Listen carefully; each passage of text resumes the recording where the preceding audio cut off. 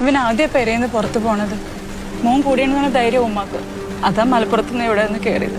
നോക്കണോട്ടോ ഉമ്മ, നിങ്ങൾ വെറുതെ ബേജാറാവില്ല.